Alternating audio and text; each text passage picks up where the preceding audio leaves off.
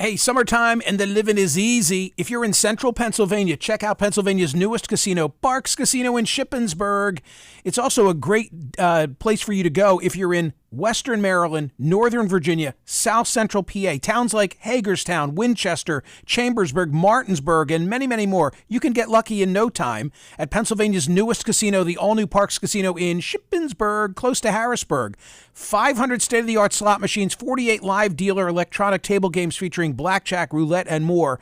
Bet sports on the Bet Parks Sportsbook kiosks located in the casino. And comedy night is tonight and every Friday night. Mark Riccondana from Gotham Comedy Live. You have nothing to do tonight? Go to Parks in Shippensburg. Live music every Saturday night. The Liberty Bar and Grill. Get in on all the action. Located just off Interstate 81 in Shippensburg. The newest Parks Casino. Visit parkscasino.com. You got to be 21. Gambling problem? Call 1-800-GAMBLER. Okay, back now to the debate news.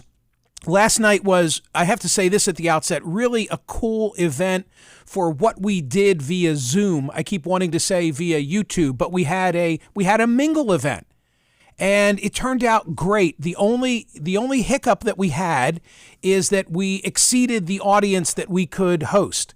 And you know, we had accommodated like 1,000 people, and those seats filled instantly. So I was looking at, actually, can we put on the screen for YouTube? TC, that's what it looked like from my vantage point. All of those tiny boxes. Oh my gosh, that's so cool. And pages and pages. There I am. I see me.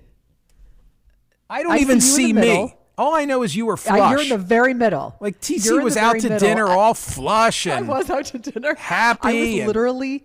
No, but to be clear, I was one of the 1,000, so I hopped on there right at 8 p.m. Or you'd have gotten boxed out. And correct. Yeah.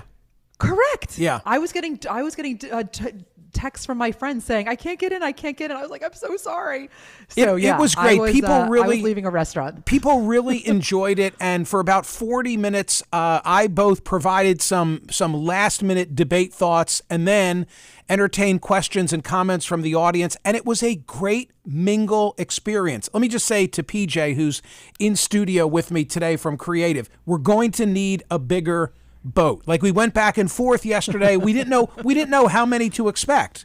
Yeah, I didn't realize we were going to do beyond. I guess it makes sense beyond 1,000. Right. What do you think we should set the cap at next time? Just the next tier, 5,000. 5,000. Okay. Yeah. I think. Can we afford that? Yeah, I don't think it's that much more. We'll okay. Fine. Yeah. Courtesy of our friends at Parks Casino, we hope we can afford the next level. Goodness, Look, sure. there's no blue book for this. We had no idea how many people would respond, but people really responded. That's the good news, and we'll do it again for newsletter subscribers.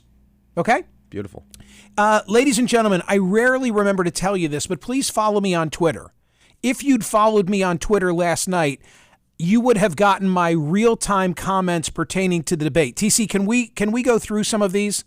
Let's run through them. I did not intend to tweet during the debate, but what happened was within 5... What changed? Okay, I'll tell you. Within 5 minutes, I thought I heard Joe Biden say that no troops had died anywhere in the world on his watch. And immediately I thought, what about the 13 in Afghanistan? Yeah. Trump did not, you can put that on the screen. Trump did not immediately, there it is. Is that it, TC? Can you see it? Is that my tweet pertaining to Afghanistan? It looks all dark to me. Yeah, it is. It totally is. Okay, yep. So perfect. Trump didn't immediately seize on that, but he did come back to it later. And that happened within the first 5 minutes of the debate. And then I saw something else through my television eye that has happened to me and hopefully doesn't happen to me any longer, but this was such a good point. Total rookie mistake. So here's my next tweet. Serious question. In the rehearsals, did they tell Joe Biden that he'd be shown on a split screen when not speaking? For all of that rehearsal at Camp David, I would think they put him on tape. And that to put him on tape would be to show the camera angles and what you look like when your opponent is speaking. And he looked lost. He looked befuddled. His mouth was open. That open mouth issue is something that used to plague me. I know, but Michael, maybe he couldn't help it. Maybe that's the problem. Ugh. I mean, maybe that was it. That's the best he could do. But even on a short TV hit, you are cognizant, and people that I know, learn to be cognizant that when you are not talking, when the interviewer is talking to you, you are still on the screen. And so Right. that resting face Right. face either can look obnoxious, or it can look bored, or it can look, we all have, I mean, there's a reason that expression, bitchy resting face is a thing, because sometimes you look the way you actually don't mean to look. And that plagued him all night. And as I said on radio yesterday in anticipation of the debate, and then I said it last night in real time, as I said pre-debate, it matters less what they say than how they say it. And by that measure, this is not going well for Biden. This is probably 15 minutes into the thing. And I know there are some of you who are like, oh, no, it's the substance that matters. Forget about it. He got better. Last night, here's my next tweet. 40 minutes in, the question is this: will the post-debate fact-checking of Donald Trump be enough to save Joe Biden? I'm sure. I've seen the reports. CNN did it. Trump littered the stage with falsehoods. It's just not going to matter. I'm sorry. It doesn't matter. That's not the take-home message. It's just not the take-home message from last night. All right. Now, what did you... By the way... Yeah, go ahead. I was going to say, by the way, your tweets got a lot of reaction. And I was sort of going through thinking about how many views each one got and who responded to them.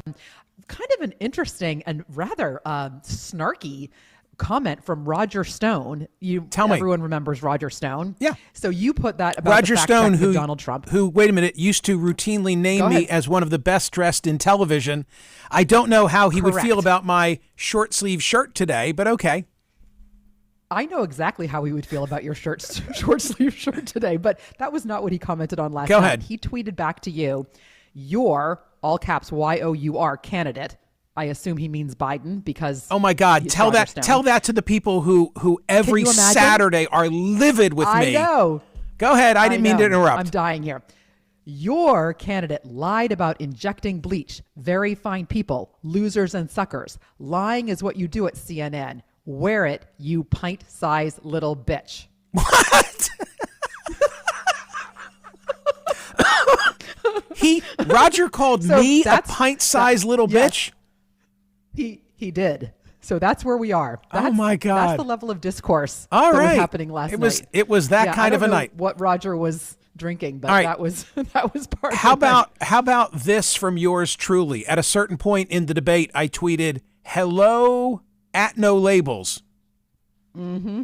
Yes. Right? How many of us were watching last night and saying, "Oh, come on, really? This is it? It's come back to that?" In fact, my very next tweet, we've now reached the lowest point of any presidential debate ever, and that was when they were arguing about whether Trump had slept with a porn star. That's what caused me. Yes. Yeah, because there were any number of moments where you could have wondered what caused me to say it. That's the moment that I was thinking of. Okay, now how about this? From me last night, 50 minutes in. This is nice because it refreshes my recollection of what I thought then before I heard from anybody else. Mm-hmm. Mm-hmm. 50 minutes in, Jake Tapper and Dana Bash are doing an excellent job insofar as the debate is not about them. They're asking good questions and they are letting candidates debate. Now, I knew then that there would be some, and this has been borne out, who would fault them for not, saying more to Donald Trump, for not confronting Donald. Fact-checking in real time. Exactly. I don't agree with that, and it was my position before the debate. I said their job is not to fact-check. It's Joe Biden's job, and vice versa. Well, and Roger Stone was back with this one, in case you wondered what he thought about that tweet. My God. Go ahead. You're a brown-nosing little toady. Frank Rizzo would be ashamed of you. I need to brown nose Jake and Dana. Really? Right. No, I'm just telling you what I saw. I thought they were terrific. I thought they played it exactly. And the only people I can imagine who are displeased with them are those who are really upset that Joe Biden had a poor night and they wish that Jake and Dana would have saved them. But I thought that they were Can't terrific. be saved. Okay, how about this? Another tweet from yours truly, at Smerconish via Twitter. Most compelling thing so far, the commercials campaigns. I think that should have been apostrophe S on my part. And what I meant by that was during one of the two commercial breaks, each campaign had a very hard-hitting commercial. Biden's campaign was about the events of January 6th, and his commercial was about Biden's frailty, which in view of what was going on in the debate really resonated, and it flat out said he's not going to make it. He's not going to make a second term, so it's going to be Kamala Harris. Okay, further along now in the debate, and I'm giving you every one of my tweets. I'm not leaving anything out. It's not like I tweeted something that, I got wrong or I'm embarrassed about. This is everything. 8 weeks until the Democratic National Convention. So now what? I'm watching the debate. I did the math. I went through my calendar because they have to make a change. Then I said, it got so bad in my view for Biden, and it became so likely that there will need to be a change that I now said this. Does Donald Trump lose by winning tonight? Does this debate spur a switch to a stronger Dem with a better chance of beating Trump? Because be careful what you wish for, Donald Trump and Republicans and MAGA supporters. I think Josh Shapiro's a stronger candidate on that stage. Amy Klobuchar, Gretchen Whitmer, Gavin Newsom, Wes Moore, all stronger. And if you replace, given the mood of the country, like we're so sick of these guys, you stick in Wes Moore or Josh Shapiro, I could see lightning being caught in a bottle. And a couple reactions from that. Your former torts professor from your law school, Gary Francione, said it had better, meaning it had better spur a switch. Hello, and Gary. Sean Spicer wrote back to you and said, won't happen. But the fact you are asking says everything we need to know about how tonight went. Oh, meaning like the fact that you're the one asking? I guess. Well, I don't know if it was necessarily you specifically, but the fact that it is now out. Like these are questions, by the way, I have to say, you have been asking all along. Yeah. You have been discussing this all along. Thank you. People have now caught up with you and are not afraid to say things that you have been saying and questioning in a very, this is what you've been saying all along. We have to ask these questions. We have to ask these questions in case it gets to, guess what? Where we are right now. Correct. So there you go. Okay, 3 more. I'll do them in more from you. Yeah. 3 more in rapid order. I said, holy yes, we're now arguing about golf handicap. Then I came back and I said, sorry to accept this low point, but okay, settle it with a foursome, Tiger and Trump against Phil and Biden. And finally, I said, please make it stop.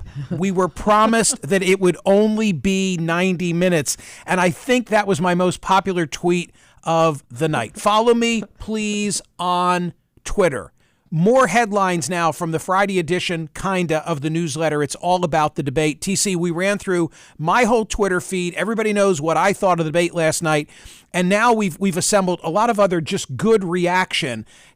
I'm not the outlier, and you can pick your source from the the Washington Post. This is like verbatim of what I said yesterday before the debate. The debate may not be remembered for what was said, but for rather how it was said. That's exactly my comment relative to Biden. Yeah. He stumbled over his words. He appeared to lose his place in his sentences. The question is whether Americans will see past the style and evaluate. It's not style. It's acuity. It's not getting better. The New York Post, they begin their editorial, Biden can't survive this. No surprise from the Post. The Wall Street Journal, the debate instead has exposed him and their long cover-up of the truth. Okay, I got to stop there. Mark Halpern has said repeatedly on this program that there are people in the orbit of the president who know what's going on and don't speak up, and he's teased that time and again. And I think there's going to be a spate of stories at some point soon where you begin to hear things about what's gone on behind closed doors. Just my 2 cents. The CNN flash poll, again, I'm no outlier. Debate watchers, 67 to 33%, that Trump turned in a better performance in the debate. From USA Today, Biden has no business running for president. The debate proved it. Columnist Ingrid Jacques. For months, voters have made clear their biggest concern about him is his age. The president has visibly declined that if he wanted to quell those fears, the forum was the time to do it. He failed. Niall Stanage, writing for The Hill, saying pretty much the same thing. Oh, he makes reference to Trump saying this guy hasn't fired anybody. I thought that was pretty effective when he talked about Afghanistan and when he talked about the border. And it kind of played on looking at Trump as the apprentice Trump, right? As a guy, even for TV purposes, firing people. And I thought that was a really interesting way. Who gets stuff done. Sounded like in charge. Yeah. But the New York Times, I need to just make sure I get these in. The New York Times, it deflated Democrats loyal enough to attend a debate watch party with like-minded voters as they watched fears over the age of their candidate terrifyingly come to pass live on television. That's the New York Times. The Washington Post, Biden's performance, this is Marianne Levine and Matt Visor, halting, meandering, unnerving. Quote, speaking barely above a whisper. At about 10 minutes into the debate, he appeared to lose his focus, unable to complete a train of thought. That's the Washington Post and the New York Times. It's not like I'm sitting here giving you Fox News and the New York Post. It's everybody's take. There's an essay in The Atlantic that we linked to today. Dropping out is his most patriotic option. I mean, I have said he's now known for historical purposes, among Democrats at least, as being the guy who stopped Donald Trump from a second term. And as things stand now, he could go down in history as being the person who single-handedly enabled a second Trump term. At what point does this all become selfish? Look, there's a lot more reaction here. It's from all across the board, but it comes to the same conclusion. And today's poll question at Smerconish.com, which I had intended to be, did anything change in the debate? And I thought that the answer would be no. Instead is Joe Biden going to be the Democratic nominee? What a week. What a week. And next week will be a shortened week for the holiday.